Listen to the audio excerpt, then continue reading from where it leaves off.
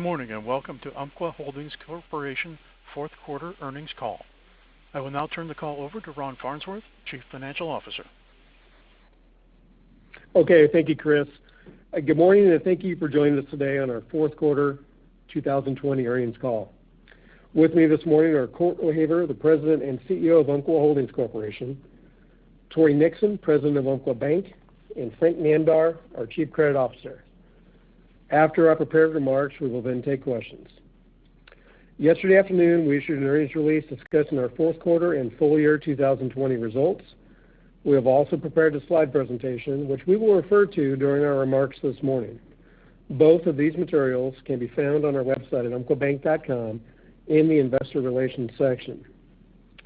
During today's call, we will make forward-looking statements which are subject to risks and uncertainties and are intended to be covered by the safe harbor provisions of federal securities law. For a list of factors that may cause actual results to differ materially from expectations, please refer to page 2 of our earnings conference call presentation, as well as the disclosures contained within our SEC filings. And I will now turn the call over to Court O'Haver. Okay, thanks, Ron. I will provide a brief recap of our performance and then pass to Ron to discuss financials. Frank Namdar will discuss credit, and then we'll take your questions. For Q4, we reported earnings per share of 68 cents, setting a company record for the second consecutive quarter.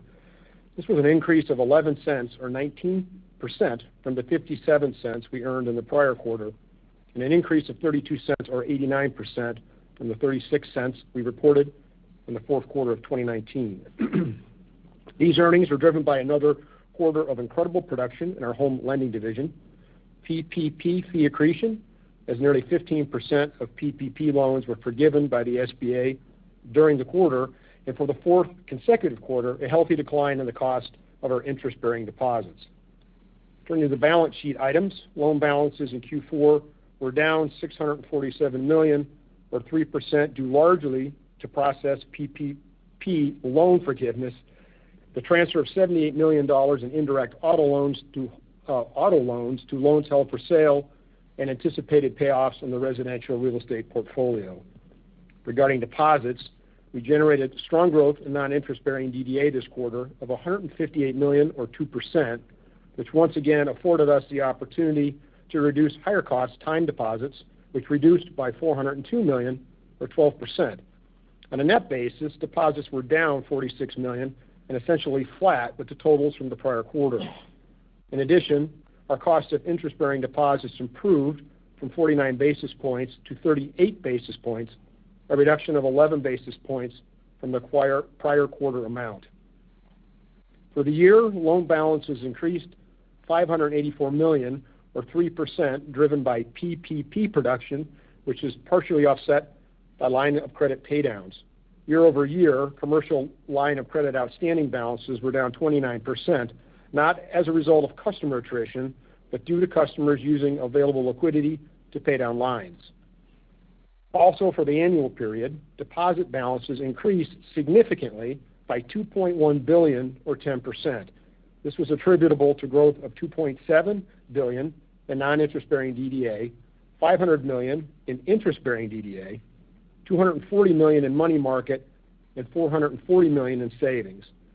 The planned runoff of $1.8 billion in higher cost time deposits was primarily a driver in the substantial reduction in interest expense year over year. Regarding capital, we were pleased to announce to our shareholders in November a dividend of 21 cents per share, remaining consistent with historical payments. We'll announce the timing of our next dividend soon. Before passing to Ron, I want to give a quick update on Next Gen 2.0 initiatives. Within balanced growth, we have a unique opportunity to take advantage of the positive brand awareness of our PPP work and the results generated to attract both customers and talent. Umpqua's high-touch, client-centric approach is highly attractive to customers, as we're seeing in the robust new relationships we're attracting. In addition, as I've said many times before, because of this approach, Umpqua provides a unique opportunity for bankers to be supported by a platform with all the products and services of much larger institutions while being supported by our relationship-focused culture. As a result, We've initiated an ambitious talent acquisition plan to attract top talent in key markets across our footprint and look forward to augmenting the terrific bench we've built over the last several years. We're also seeing positive trends emerge in our fee income products, including a growing pipeline, strong price optimization, and this past month, the highest amount of customer spend transacted through our commercial card product in the company's history. Finally, on balance growth, we feel optimistic regarding loan growth in 2021. Economic activity within our footprint is picking up, and recent prospecting efforts has resulted in significant increases to our pipelines, which has returned us to pre-pandemic levels. Our human digital technology initiatives continue at full steam ahead.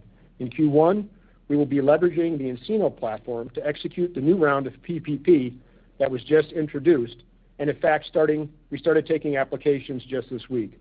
It's early, but our technology platform is already allowing us to meet PPP demands with less human involvement compared to last year. This is important as it allows our bankers more time to continue their focus on organic customer growth. Also worth noting, we're preparing to launch our integrated receivables product for commercial customers.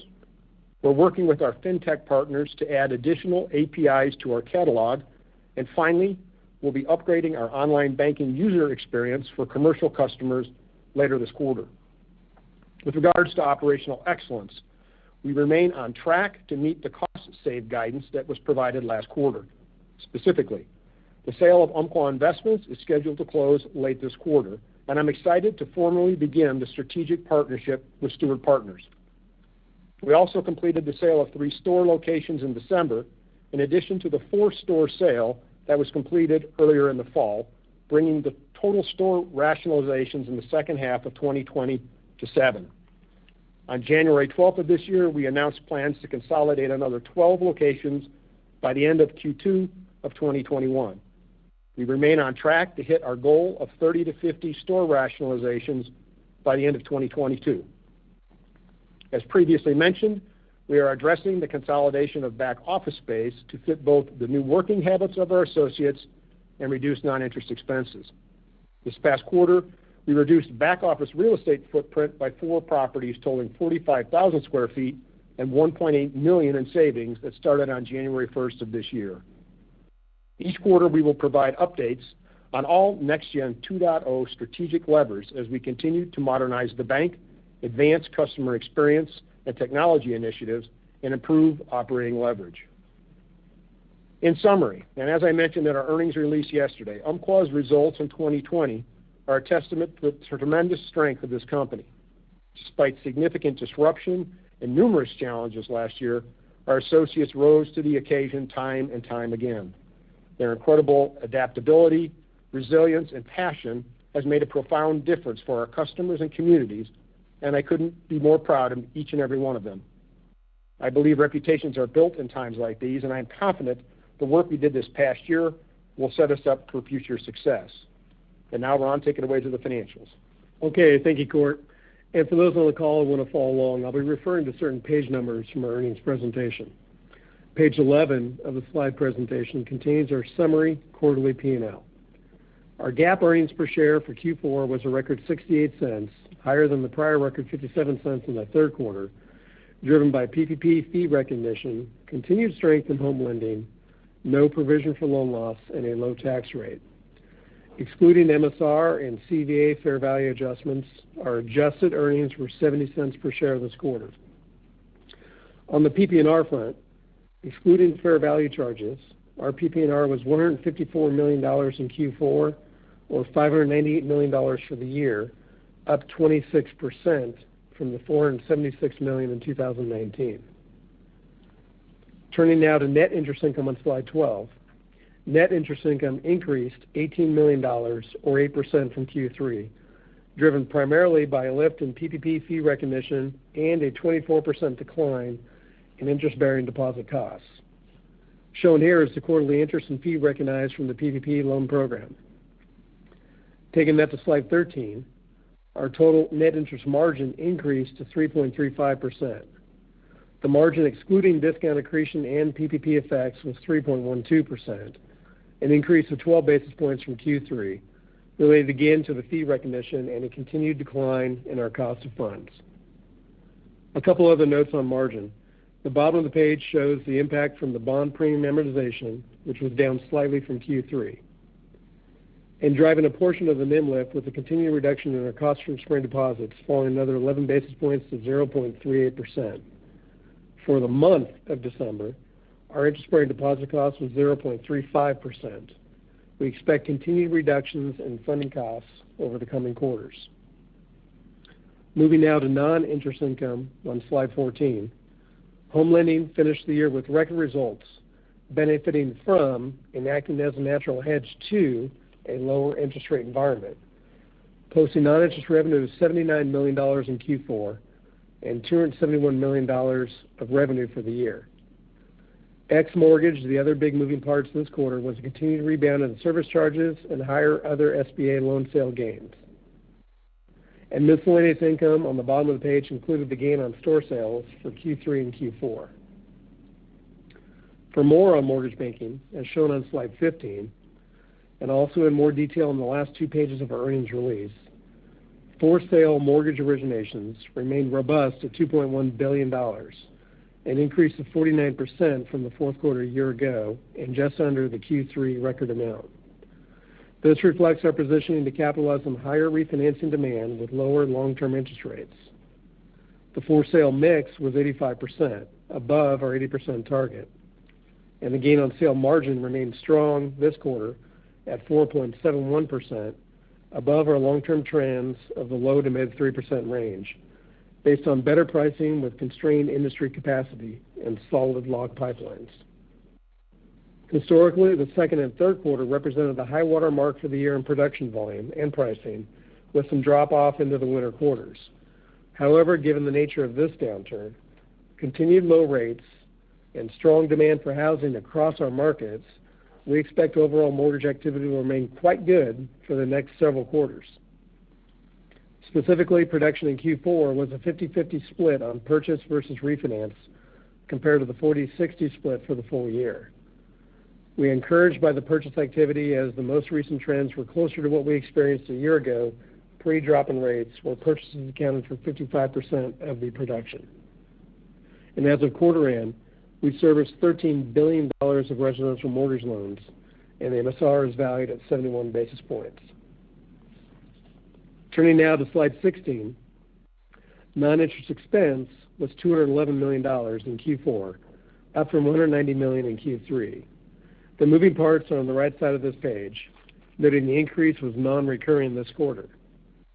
The increases were related to higher variable performance comp with this year's results, deferred compensation and liability increases in part due to the drop in rates, some software technology exit costs as we simplified various customer-facing systems, a charitable foundation contribution as we decided as a company to donate 5% of our total expected PPP fees, and other expense.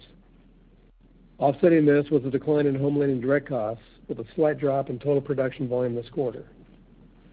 Going forward, we expect first quarter 2021 expense to be below the Q3 2020 level, with reductions later in the year as we remain focused on our Next Gen 2.0 strategy.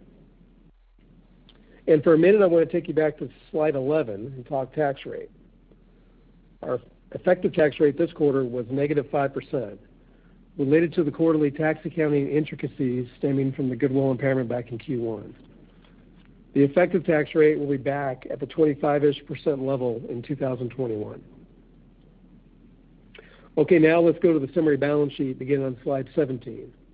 We are intentionally holding higher levels of interest-bearing cash, given the volatile environment, and in the quarter at $2.2 billion, noting the average balance was up 13%. This higher level of cash cost our NIM 3 basis points, but gives us significant future optionality for funding loan growth or deleveraging certain liabilities. Loans decreased 3% net for the quarter, or 2% on average balances. Within this, PPP loan balances ended at $1.75 billion, and forgiveness was received on approximately $250 million during Q4, resulting in about 40% of the overall decline in loans this quarter. Deposits remained flat on ending and average. Within deposits, we had continued increases of 2% in non-interest-bearing demand and 4% in interest-bearing demand, along with a 3% increase in savings deposits. Offsetting this was a 12% decline in higher cost time deposits. Broker declined $100 million in Q4, leaving us with just $150 million in broker deposits, which will leave in the first half of 2021 with the sale of Umpqua investments. Our total available liquidity, including off-balance sheet sources at quarter end, was $11.5 billion, representing 39% of total assets and 47% of total deposits. Frank will cover the loan book in a few minutes, but I want to take your attention forward to slide 22 on CECL and our allowance for credit loss.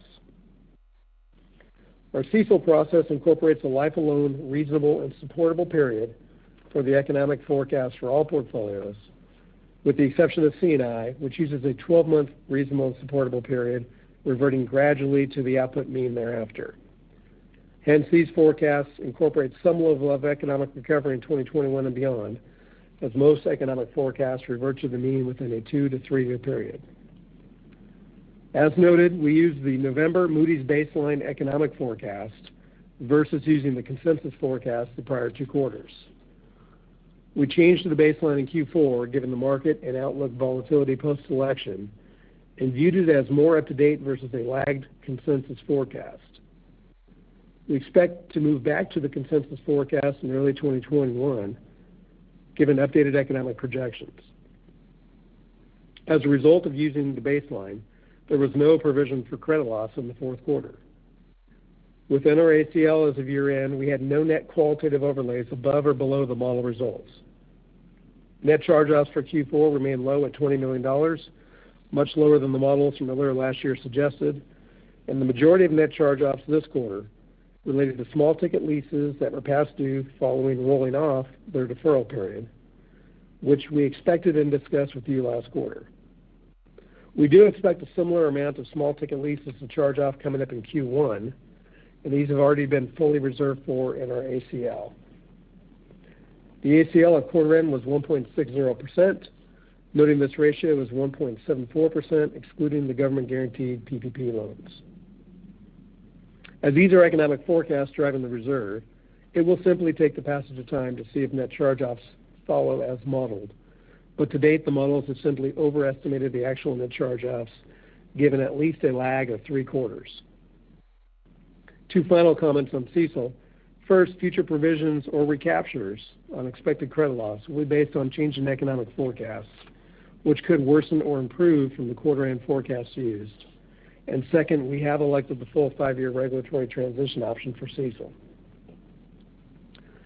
Lastly, on slide 23, I want to highlight capital, noting that all of our regulatory ratios remain in excess of well-capitalized levels, and all of the regulatory ratios increased again over the prior quarter. Our Tier 1 common ratio is 12.3%, and our total risk-based capital ratio is 15.6%. The bank-level total risk-based capital ratio is 14.6%, which is the basis for a calculation of $558 million in excess capital. This excess capital increased $115 million over the past quarter, with our strong results net of the dividend. We constantly forecast and stress excess capital, both in base and severe scenarios. And with what we know today, based on the economic forecast, we are very comfortable with our capital and liquidity position given uncertainties over the near to intermediate term horizon. This level of capital gives us several opportunities to enhance returns for shareholders in the future, be it stronger organic loan growth or even the potential for share repurchases to improve future EPS. The key items I want to reiterate as I wrap up my prepared remarks include, first, the significant available liquidity we have of $11.5 billion. Second, our allowance for credit loss stands at 1.74% of non-PPP loans. And lastly, our significant level of excess capital with our Tier 1 common ratio at 12.3% and total risk-based capital ratio at 15.6%. And I will now turn the call over to Frank Namdar to discuss credit. Thank you, Ron. I will also be referring to certain page numbers from our earnings presentation for those who want to follow along. We have updated our deferral information as of December 31st on slide 4. Total loan balances that were on deferment at the end of the year represent 2.4% of the loan book. We continue to work with customers within the guidelines of federal programs such as the CARES Act, as well as individual state mandates. We will continue to work with our customers on deferrals when they are needed and are very happy with our cure rate thus far of 87%. On a portfolio basis, we are reporting 0.9% deferrals in commercial, 1.3% in commercial real estate, 1.7% in FinPAC, 0.4% in consumer, and 6% in residential real estate. On slides 5 and 6, we again show specific segment totals and relevant characteristics for portfolios that have been impacted by COVID-19. The following segments are highlighted: hospitality at 2.4% of our portfolio, air transportation at 0.6%, restaurants at 0.6%, and finally gaming at 1.6% of our portfolio. Deferral information is also highlighted within these segments. Hospitality obviously remains an area that we continue to watch closely. Occupancy levels have increased to the 40-ish% level, and with our extended stay and limited service properties continuing to perform above this level with occupancies ranging from 68 to 80%. As I've stated previously, this portfolio is of low leverage with a very strong overall sponsorship to borrowers we have history with. Slide 23 depicts our loan portfolio, its geographic diversification, and select underwriting criteria for each major area. The loan book remains granular in nature, and we are confident in our conservative and disciplined underwriting practices. Slide 24 reflects our credit quality statistics. Our non-performing assets to total assets ratio decreased 3 basis points to 0.24%. Our annualized net charge-off percentage to average loans and leases increased 11 basis points to 0.35%. As Ron mentioned just a minute ago, and as disclosed previously on our third quarter call, this increase was due to approximately $18 million in leases that came out of deferment and were unable to resume regular payments. We have identified another pool of approximately $18 million of leases that will also be charged off in Q1, and then we expect the FinPAC portfolio to begin to return to the historical levels of 3 to 3.5% in Q2 2021. I'll now turn the call back over to Court. Okay, thank you, Frank and Ron, for your comments, and now we'll take your questions. Chris? Thank you. At this time, I would like to remind everyone, in order to ask a question, press star, then the number 1 on your telephone keypad. The first question comes from Jared Shaw of Wells Fargo Securities. Your line is open. Hey guys, good afternoon. Luke? Jared. I guess Ron, maybe just first, I just had a question on the PPP fees. Can you remind us, are you booking those based on the assumed average life, or when we look at that $29.2 million, is that just the acceleration of what you actually received on forgiveness? The total includes accretion, within the underlying book over the life of the portfolio using the effective interest method, but there's about a $16 million pop in Q4. The good chunk of that was related to the acceleration of remaining fees or the remaining unaccreted fees for the loans that were forgiven. So, to the extent we have more loans forgiven, say in Q1, Q2, whatever net remaining deferred fee at that point in time will also be accelerated. Okay, but that $16 million was just what actually was received for forgiveness. The majority of that was, not all of it. And then, can you let us know what your positioning is for round 2 and what you think we could see for volume out of that? So hey, Jared, this is Tory Nixon. So we obviously we opened up. Actually, we started really on Monday. We integrated a technology in Encino to help us with forgiveness and with this newest round of PPP stimulus. As of this morning, it is we have 3,767 applications for about $517 million. average loan amount's about $37 million. I think $137,000. Sorry. I think it's important to note that this time around with our technology, we're going to use about 80% less people in kind of working through the process and providing the help and support for our customers and our communities than last time. Okay. All right, that's good color. Thanks. Ron, I guess shifting over to the margin and the outlook there, loan yields have held up pretty well. How should we expect margin sort of ex PPP to trend over the next few quarters with the ability to still, I guess, maybe lower deposit pricing? Yeah, I mean, that's definitely our goals internally with, ex PPP off that 312 base. Bond yields seem to have stabilized. The mix of a lot of our portfolio, what impacted so much of it last year was higher premium paper that, as it was refi, we were taking the hits on. But I do definitely expect to see continued drop in our cost of interest-bearing deposits. Again, I said it's 35 bits for the month of December, so you can do the math on, what that can look like in Q1. So near term, we expect it to be around this level. And then beyond, say the next quarter or two, which will include, some on top of that level, some PPP fee acceleration along with continued accretion for not only round one but also round two. Beyond that, we very much look forward to seeing continued organic loan growth, push our loan deposit ratio ex PPP back up into the 90% range to help stabilize and grow that margin ideally over time. Okay, that's good color. Thanks. And then just finally for me, looking at the excess capital, both the dollars and just the rates. I mean, you're clearly in a strong position. And it seems like you clearly have enough to handle any growth that we should expect over the next year. I guess why not be more aggressive now with capital management? Taking advantage of maybe an opportunity in buybacks, or I guess what's the other thoughts in terms of looking at M&A and maybe growing non-organically? Yeah, great comments.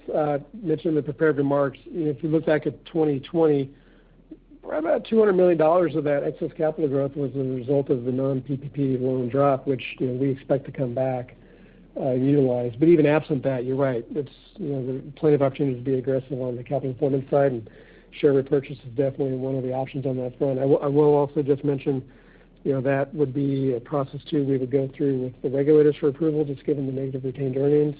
But definitely see that as potential over the course of the year. Okay, thanks. I'll step back.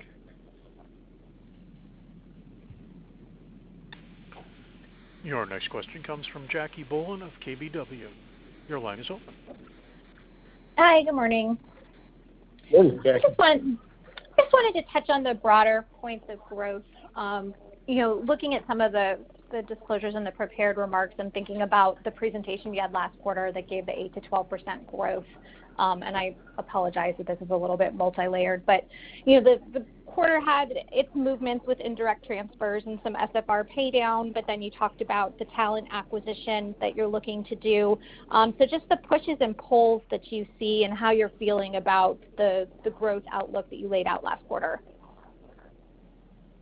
Jackie, this is Tory again. I think as you kind of position in the question, it's multifaceted. There's a couple things happening. Certainly, I think that we have some general uptick in the economy over the course of 21, and we feel good and confident about that. We've been very successful over the last couple of years in acquiring some significant talent in the bank, and we will continue to do that through the course of 21 and 22 in all of our major metropolitan markets, but also in some of our more rural legacy Umpqua Bank markets. And we spent quite a bit of time on the prospecting front, built the pipeline up quite significantly in both our middle market and our community banking lines of business. So feel really good about the activity level that we've seen by the field and the pipeline that we've built over the course of certainly in Q4. And I think we've demonstrated previously we've been able to grow the company on the lending side, and we will continue to do that and bring new relationships into the bank. Hey, Jackie, it's Court. Let me, like Tory just mentioned, we've always grown the company, and I get the optics and the pressure that you all see with the balance sheet. And, I think we all would agree 2020 was an interesting year for commercial customers. And like I mentioned, and Tori, I don't know if you mentioned it, commercial loans kind of retrading, if you will, coming down during the year were mostly because of liquidity that borrowers had and yada, yada, yada. And those customers still remain here today. And we have traditionally grown this company. We feel very, very good about what we see in our pipelines. And just a quick story, and I'm not going to use names. We were talking right before the call, and I think it's worth noting the power of PPP. Even this round, we picked up a significant relationship here in the Portland market from a bank you all cover, making a $500,000 PPP loan and picking up a $20 million loan relationship. So as we continue to work that series of new customers of the bank, and as companies continue to see a greater outlook, the election's behind us, you clearly can see the end of the pandemic sometime this year, and as enthusiasm builds, you will see commercial loan draws, you will see the pipeline that Tori's built, and you will see the conversion of these PPP customers, new customers to the bank that we got in round one, let alone round two, convert to on-balance sheet both depositors and borrowers. And we feel extremely pleased of all the effort that this bank put into PPP round one, and it won't take as much effort in PPP round two, but we still think that there is a significant lift in this bank's growth potential in 21 and going into 22. And Court, would you say that some of the single-family runoff is tied to selling a larger portion of production, meaning that there's not as much flowing into the portfolio? I'm sorry to interrupt you. We made a strategic decision in 19, it's been a while now, to go more into agency sale and get out of portfolio for a lot of reasons, and it was the right decision, now, albeit we're suffering a little bit on the balance sheet. And I know you guys don't like necessarily the revenue generation off the secondary market activities, but it's driving, significant revenue gains. Now, albeit we're giving up something on the balance sheet, but we see a lot of opportunities, more relationship opportunities on the balance sheet. And it was a planned strategy in 19, and it just came a little quicker. So it was expected in Q4, and we feel very strongly, like Ron mentioned, that the for sale volume is going up, which is a good indication, as long as housing stock stays out there for sale. But we're coming into the strong part of the season. So yes, it was a planned event. We made plans for that in 19, and it just was a little bit more than we expected in Q4, but doesn't worry me. Okay, great, thank you. That's all incredibly helpful. And I just have one quick little housekeeping item for Ron. Just wanted to know how much the gain on sale from the was in the quarter of the 3 stores. That was approximately $4 million. Okay, thank you. Great, thank you. Your next question comes from Michael Young of Truist Securities. Your line is open. Hey, thanks for taking the question. Yeah, good morning, Michael. Maybe wanted to start, Ron, just on the net interest income outlook. I think NIM's kind of hard to predict at this point given the high levels of liquidity and all the noise with PPP, et cetera. But maybe just looking at core, kind of NII dollars, seems like we've kind of bottomed out with portfolio growth, loan portfolio growth from here. We should see kind of expansion, maybe in both margin and dollars of revenue. Is that kind of the outlook you have as well, and any additional color you'd add to that? I think you nailed it. I mean, that is definitely the goal of the plan. And I'd say the only other addition I'd put on there is that excess level of interest-bearing cash gives us a lot of optionality for deleveraging higher cost liabilities, right? Ideally, we'll turn around and put that into loan growth, but even over and above recapturing the loan balance decline this past year as a growth this year, there still are several high-costing liabilities, including term debt, we can pay down with that. So those are all part of the plan. Okay, and maybe switching over to the other side on expenses, I don't know if it's better to talk about it from an efficiency ratio perspective or maybe even an absolute dollar target, given kind of high levels of mortgage continuing into 2021. But as we move forward, do you feel like it's still kind of a mid mid-50s efficiency ratio that we should be expecting on an operating basis with all the technology adaptation and efficiency that's been gained there and real estate reductions? Or, do you have anything tighter in terms of a firm dollar amount that we might exit the year at? Any color there would be helpful, I think, as we think about progression throughout 2021. Yeah, I think you nailed it. I mean, the mid-50s is definitely the goal over time. And again, I wanted to talk about, Q4 change off of Q3. I expect Q1 will be below Q3 levels, and then you'll see the impacts over the balance of the year from the Next Gen 2.0 initiatives we talked about. Home lending will be a wild card depending on how strong that remains over the course of the year, but mid-50s is definitely a long-term goal. Okay, and then just last one, you've touched on kind of capital return and share repurchase.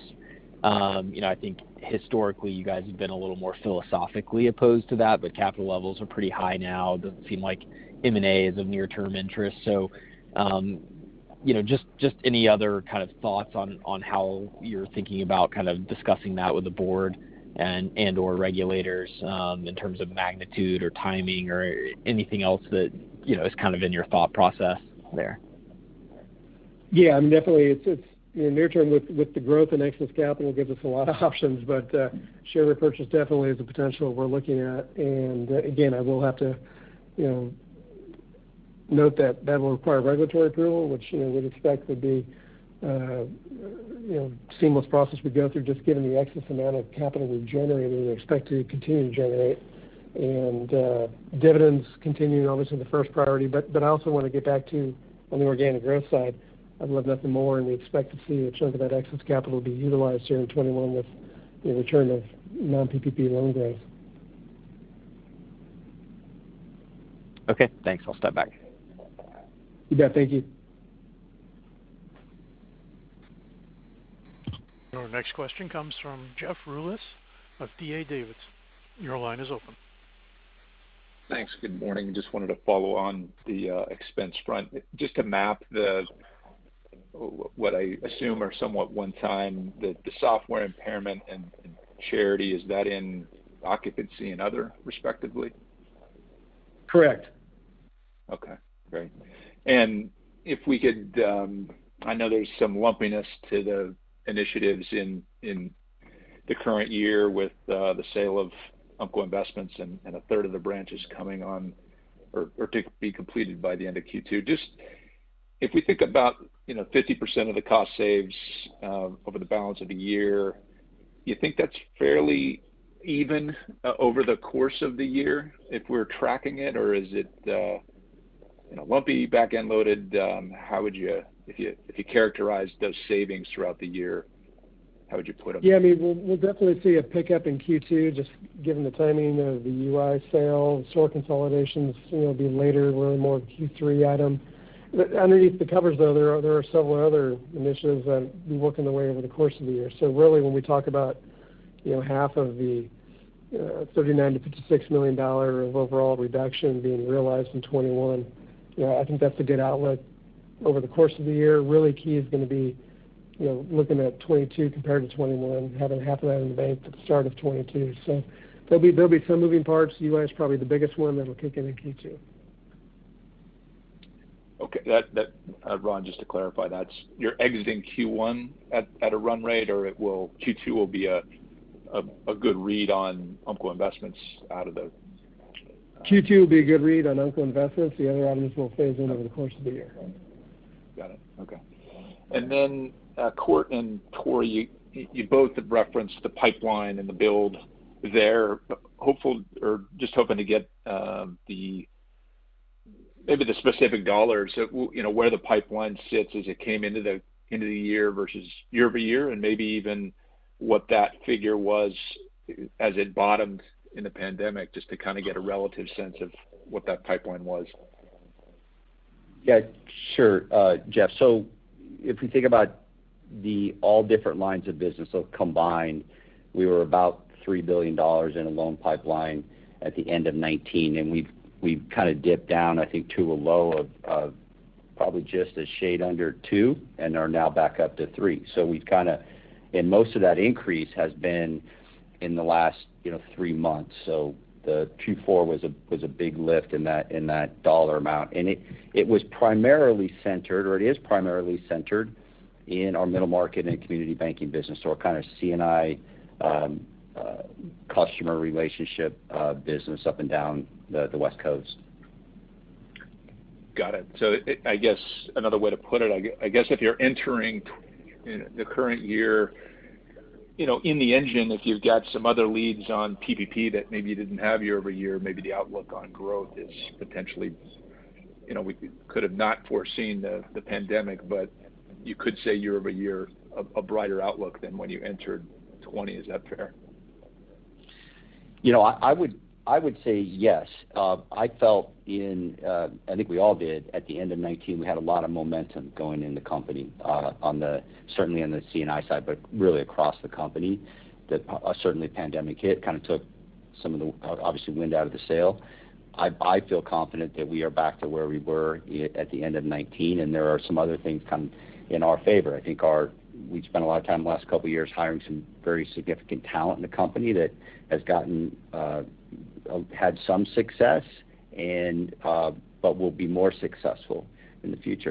And we also have some leads on some additional talent. So as we mentioned earlier, I think in the script, that we're going to look to hire some folks in those two lines of businesses over the course of the year to continue to kind of expand the story of Umpqua Bank and what we do and what we've done, and continue to build it. Great. Thanks, Tory.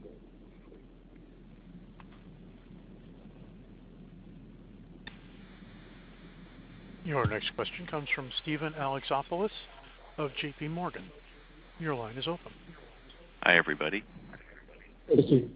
I wanted to start on the PPP loan fees. So if I look back to the third quarter, you had around $51 million of unamortized processing fees, right, on PPP loans. And then here in the fourth quarter, PPP loan balances fell by $200 million, so that's around 10%.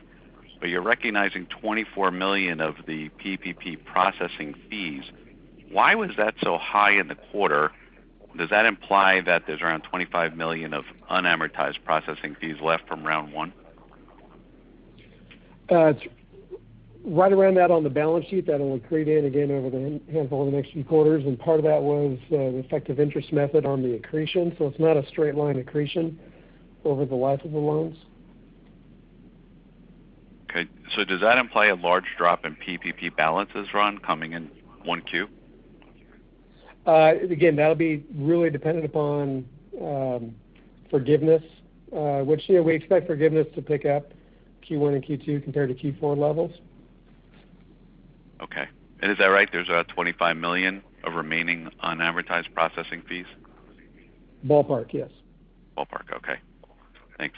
And then if I shift to mortgage, if I add back the MSR valuation adjustment, mortgage revenue declined around $14 million quarter over quarter. You guys called out in the slide deck $1.8 million reduction in direct home lending expenses. It's around 13%. Why have home lending costs not come down more in the direction of what's happened with revenue? Is there more of a lag there? Well, again, the comparison there would have been Q3, where the gain on sale margin was north of 5%. So it has nothing to do with the expense, because the expense is based off the volume. So the better comparison from an expense standpoint would be off of the volume, which declined slightly from Q3 to Q4, but still was, rounded up to $2.1 billion in the fourth quarter. I'd say that the pricing gains were over the top of any volume changes, right, just from a revenue standpoint. But on the expense side, again, tie it to the volume. Okay, that makes sense. And then final question. So you guys have been active on store consolidations. Clearly, the plan is to remain active. Given that the Umpqua stores were such a unique part of the historical story, what's the customer feedback been from the branches you guys have closed down so far? Hey, Stevens Court. Our feedback to date, and obviously you're always going to disenfranchise some customers, so I don't want to minimize that.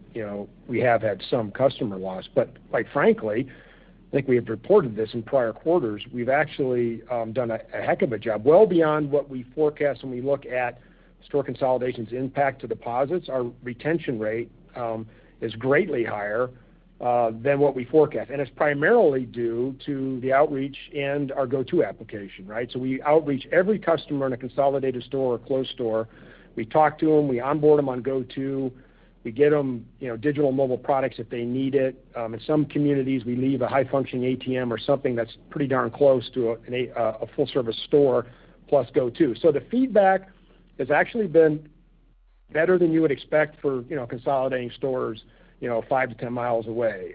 Once again, it's not to say that we don't have some disenfranchised customers. As you know, I do have a phone in my office that is in every store, and any customer at any time can dial 8 on that phone and call me, and I'm being very, very transparent and truthful. I've had very few calls. I'm going to say of the 60 or 70 stores we've closed since I've been sitting in the corner office, I've probably had less than 10 calls on our stores that are negative. I've probably had, no lie, Stephen, 30 about the handling of that process, both from the associate experience and the leave back with technology.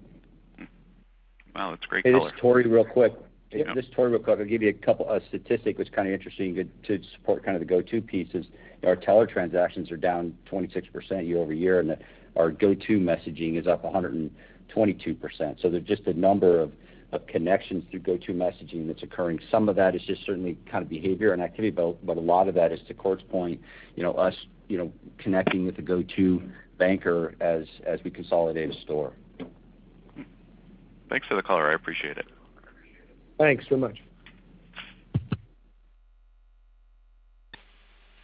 Your next question comes from Brett Raviton of the Hovde Group. Your line is open. Hey, good morning, everyone. Hey, Brett. Hey, Brett. Wanted to ask a question around the reserve and just thinking about credit. We obviously haven't had the need to make provisions for 2 quarters now, so there's been some reserve release, and part of that, the loan portfolio obviously hasn't grown. It seems to me like if some of the more distressed portfolios continue to improve, that there'd be a good argument for a solid amount of reserve release over the next few quarters. Can you just talk about maybe the qualitative factors that I know you use Moody's, but just qualitative factors in the CECL reserve, and then just kind of thinking about reserve release as we go through the year, assuming things do improve in some of those more impacted portfolios. Yeah, maybe just to jump to the end of it. Yeah, we do see continued improvement in the forecast. We would expect to see the potential for some recapture or decline in that expected loss. Just frankly, the charge-offs haven't been anywhere near where the models have expected. Now, the volatility over the course of the past year has been one thing to try to also adopt, this accounting standard in the same year. So, we went to a baseline in March just because consensus was, lagged, not useful. Moved back to consensus Q2, Q3, went back to a baseline in Q4 given the election and significant other outlook, volatility on the outlook. So I do expect, again, moving back to consensus here in early in 21, if we do see, again, some stability, which I'm sure everybody's very much looking forward to, there's a potential for recapture. And again, it's going to come down to the fact that the charge-offs just aren't anywhere near what the models had predicted. Now, I would say we'd expect as an industry there should be a credit event as an industry. It's just we're not seeing it. We've got the volatility we've had within our fintech leasing portfolio, but that's been easily covered by the reserve. So, feel good about the outlook on that front for 21. Okay. And just thinking about the remaining deferrals, do you expect them to be active with the second round of PPP? And just how are you managing these remaining deferrals in terms of their liquidity? What's been the experience in terms of particularly the hotels and restaurant portfolio? Hey, Brett. Frank Namdar. The deferral activity overall has really slowed down dramatically. There is not much going on right now. For most of the deferral activity is occurring within the residential space, and I think we have one loan that is currently in process for for deferral in the C&I and real estate portfolios combined. So that's plateaued, and obviously all of our customers are absolutely welcome to apply for a PPP loan, and they will be evaluated in that context. But to date, we're just very pleased with I'll say the cure rate of the deferral activity we've seen thus far. Okay. And then maybe one last one. I mean, Court, you were pretty optimistic that, as you go through the year, that Umpqua has always been a growth story and that you were going to be able to grow. Would it be fair to assume that you think you'll be able to replace the PPP loans? I guess I'm just trying to think about the portfolio at the end of 20 versus the end of 21. I mean, would your presumption be that it would be higher than it was at the end of 20 at the end of this year? So I'm sorry, Brett. Ask the question. So would our organic, I'll call it non-PPP portfolio, be bigger than it was going into this year? Is that what you asked? No, I'm sorry. Maybe I didn't ask the question well, Court. I'm just thinking about replacing, kind of the earning asset, so to speak. So, $21.8 billion at the end of 4Q20 with the organic growth. Can that replace essentially the PPP portfolio as that rolls off this year?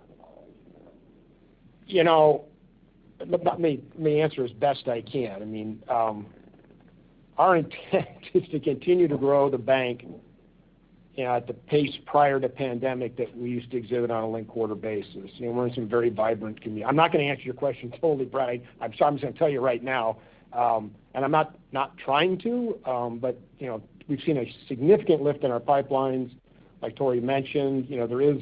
You don't convert a $3 billion pipeline to on-balance sheet footings in 90 days. It just doesn't happen. You know that. I mean, these are commercial loans, and there's some lag time. And we're going to continue to do what we've always historically done and convert that into a fully integrated customer relationship. Would I love to replace all of the PPP runoff, the new runoff, and grow on top of that? Well, heck yeah, I would. I'd love to.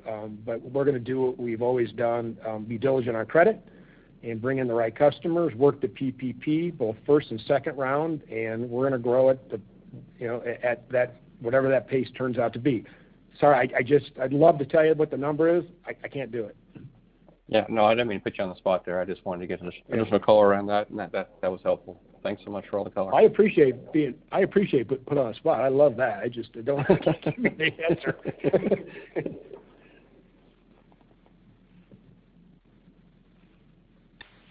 Your next question comes from Matthew Clark of Piper Sandler. Your line is open. Hey, good morning. Maybe getting back to the reserve question, if you think about your reserves on loans, HFI, ex-PPP, and unfunded commitments, it's about 1.64%. I mean, in a post-CECL world, I guess where do you think that, or where do you feel comfortable having that reserve bottom out, over the next year or two? I mean, maybe said another way, what's kind of the average reserve you're setting aside on new production, depending upon the mix, or at least the mix you expect to put on going forward? Good question, Matt. And obviously, thinking more probably pandemic recession, because CECL will be with us for the balance of our careers. But my gut would tell me it'd be back where we thought coming into 20 we'd be at, which is around 1%.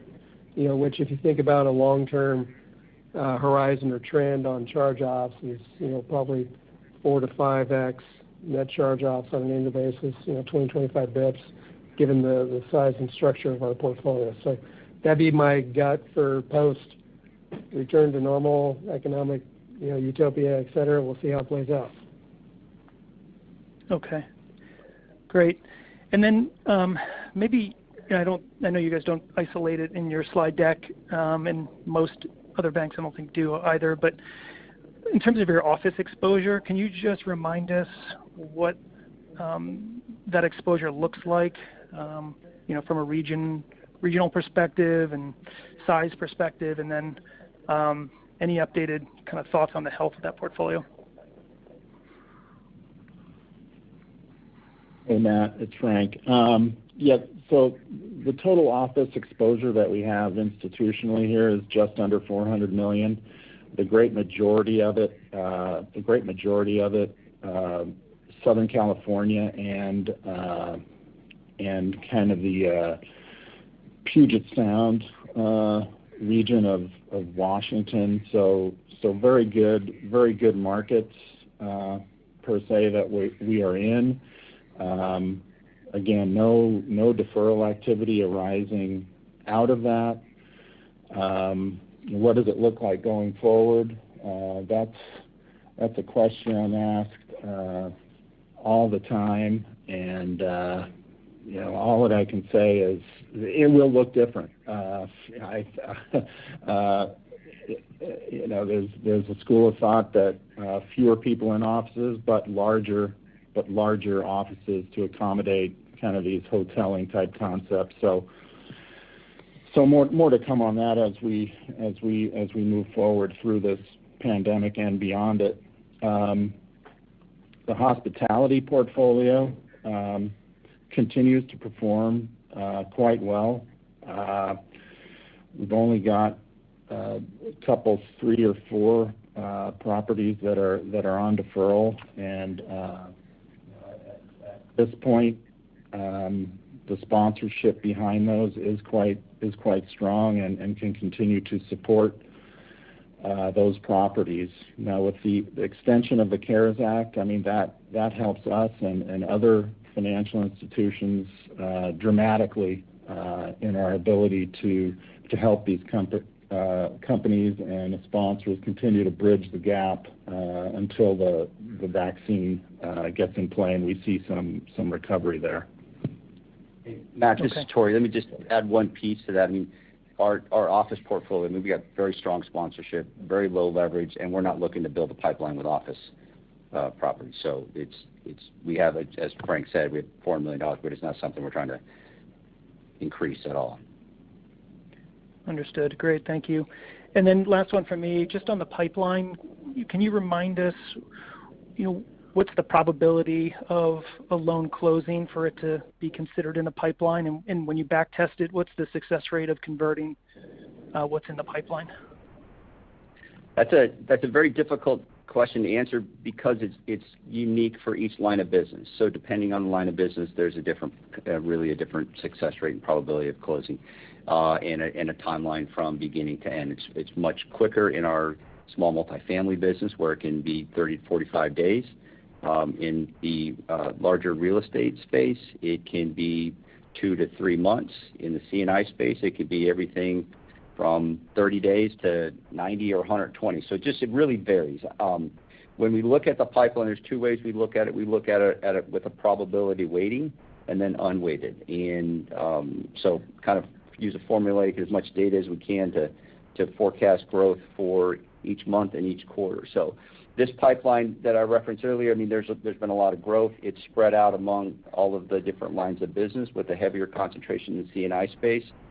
So I think we'll see certainly some success and growth in Q1 and more so in Q2 and Q3 and Q4. So we'll have I think a trajectory up as we go forward in the year. And just curious, what's that probability weighting on a weighted basis? Again, I can't give you an answer that is for across the entire pipeline. But I could drill down. I don't have it in front of me. I could drill down and try and do it by line of business. That's okay. I thought you had it. No worries. Thank you. No, I don't have it in front of me. No worries. Thanks. Your final question comes from Michael Young of Truist Securities. Your line is open. Hey, thanks for the follow-up question. Ron, you'll have to forgive me, but I'm going to try to put a finer point on the maybe expense dollar amount. I think in the past you've kind of alluded to maybe a 4Q run rate to exit the year. I know a lot of this is going to be variable based on actual mortgage production volume, given that we're starting at such a high point. But as we think about the moving pieces, maybe to your original guidance of $190 million or lower, kind of in line with 3Q levels to start the year, then we've got, I think, about a $14 million reduction from the sale of Umpqua securities piece, headed into 2Q, and then, the bulk of the additional cost saves coming in the second half of the year for branch reductions, plus potentially a return to more normalized mortgage volume. Seems like we could, maybe exit the year in the fourth quarter at a much lower dollar run rate, maybe closer to, $710 million kind of annualized run rate as we exit the year. Is that fair, or are there pieces I'm missing there? I think you nailed it. Okay. Well, that was easier than I thought. And then maybe Cort, just kind of high level, maybe just putting a kind of a bow on all the communication and kind of objectives for the year. Could you just kind of really just tell us what you're focused on, what you hope to achieve this year now that kind of hopefully the fog of war has lifted a little bit, and just what you're focused on? I actually appreciate that. That's a great way to end up.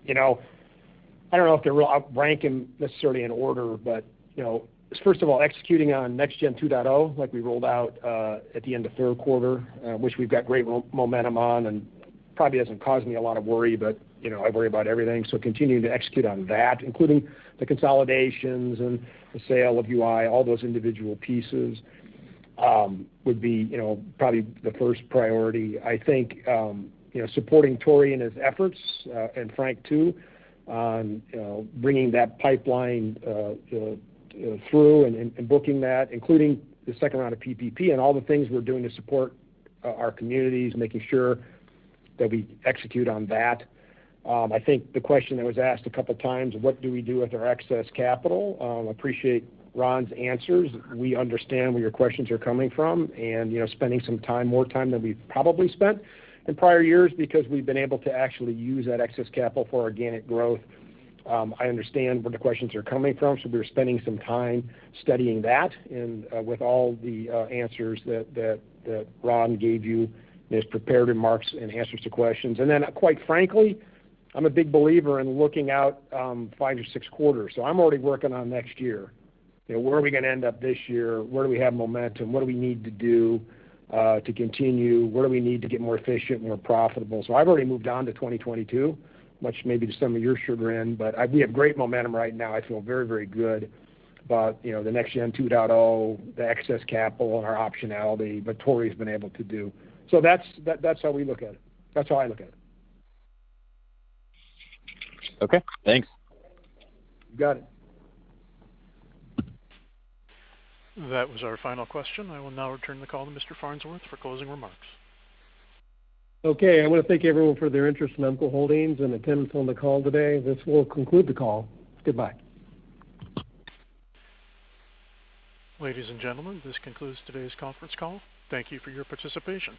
You may now disconnect.